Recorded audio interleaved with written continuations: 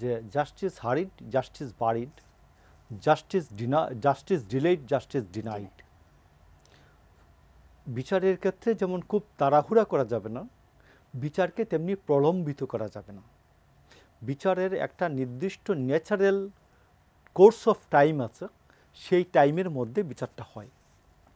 এখন আমরা কি শেখ হাসিনার মতো একটা ফরমাইশি বিচার করব? আমরা যদি শেখ হাসিনার মতো একটা ফরমাইশি বিচার করি, তাইলে আগামীকালকে শাহবাগে কিছু লোকজন বসিয়ে দিয়ে ফাঁসি চাই, হাসিনার ফাঁসি চাই বসাই দিয়ে এটা ইয়ার থেকে কি বলে এই আদালত থেকে একটা রায় বের করে ফেলতে পারি, হাসিনার ফাঁসি চাই। সার্জিস তো ছাত্রলীগ থেকে আসছেন, বঙ্গবন্ধু বলতে বলতে বঙ্গবন্ধু আমাদের শিখিয়েছে বঙ্গবন্ধুই বাংলাদেশ। তো এই সার্জিস তো ওই ঘরানার থেকে আসছে। শেখ হাসিনা পায়ে হাত দিয়ে সালাম করে নিজের জীবন ধন্য হয়েছে 22 বছরের জীবনে, এরকম স্ট্যাটাস দিয়েছে। তো এই পায়ে হাত দিয়ে সালাম করে 22 বছরের জীবন ধন্য হয়েছে, সেই গুত্র থেকে আসা লোক তো, এই জন্য মনে করে স্লোগান দিয়া কালকে এই বিচারের রায় বের করা সম্ভব, আমরা এটা মনে করি না। তো শেখ হাসিনা কেন আমরা মনে করি না? শেখ হাসিনা এইরকম রায় বের করে এনে আখেরে কি হয়েছে, আজকে দেশ ছেড়ে পলাতে হয়েছে, তার দল আজকে মাঠে নামতে পারে না, কথা বলতে পারে না। স্বাস্থ্যকর অল টাইম ফ্যামিলি কেক, সব সময় অল টাইম হেলদি লাইফ। তো আমরা এই পরিণতিটার দিকে কখনোই যেতে চাই না। তো এই জন্য আমি আপনাকে বলছি যে আরেকটা এই কথাটার সূত্র ধরে আমি বলি, বাপের তাল্লুকদারি আর জমিদারি আর আধুনিক রাষ্ট্রের মধ্যে একটি পার্থক্য আছে। তাল্লুকদারি বা জমিদারিতে নিশ্চিত করা যায় কে কি বলবে না বলবে, আমার রায়তরা কি বলবে না বলবে এটা নিশ্চিত করা যায় যে এটা বললে আমার রায়ত থাকতে পারবে না।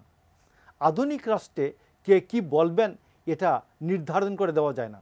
সার্জিস আলম যদি মনে করেন বাংলাদেশটা বাপের তাল্লুক, তাহলে তিনি বলবেন যে উমুকের বিচার এইভাবে চাইবেন, উমুকের বিচার এইভাবে চাইবেন না।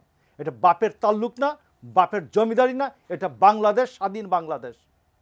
স্বাধীন বাংলাদেশ অনুযায়ী বাংলাদেশের যে সংবিধান আছে, সংবিধানের 7-1 অনুচ্ছেদ অনুযায়ী এই রাষ্ট্রের মালিক জনগণ, এই রাষ্ট্রের মালিক জনগণ, এই রাষ্ট্রের মালিক জনগণ ঠিক করবে যে বিচার বিভাগ স্বাধীনভাবে থাকবে এবং স্বাধীনভাবে চলবে। এটা সার্জিস আলমের কথায় হবে না।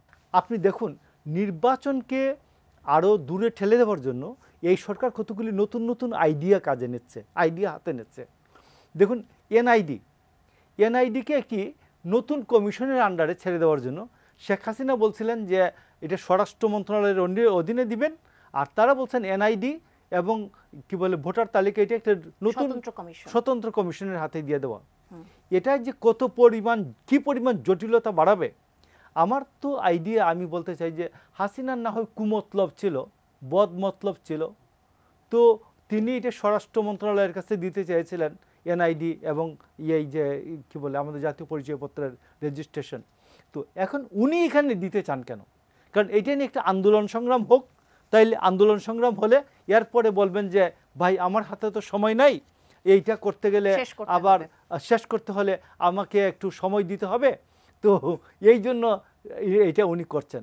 আপনি দেখুন আজকে যে আমরা শুরুতে আমরা যেটা দিয়ে শুরু করছিলাম যে আমরা বিচারের কথা, বিচারে কোনো অন্যায় অবিচার করলে কখন এটা টিকে না।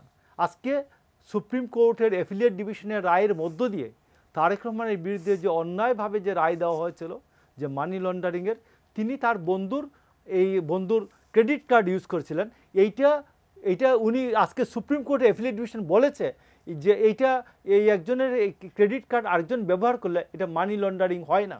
এটা দিয়ে আজকে তারেক রহমানের বিরুদ্ধে যে অন্যায় করেছিলেন শেখ হাসিনা, অবিচার করেছিলেন বিচারের নামে, এটা আজকে নতুন করে প্রমাণিত হলো। আমরা এই জন্য ন্যায় বিচারের পক্ষে।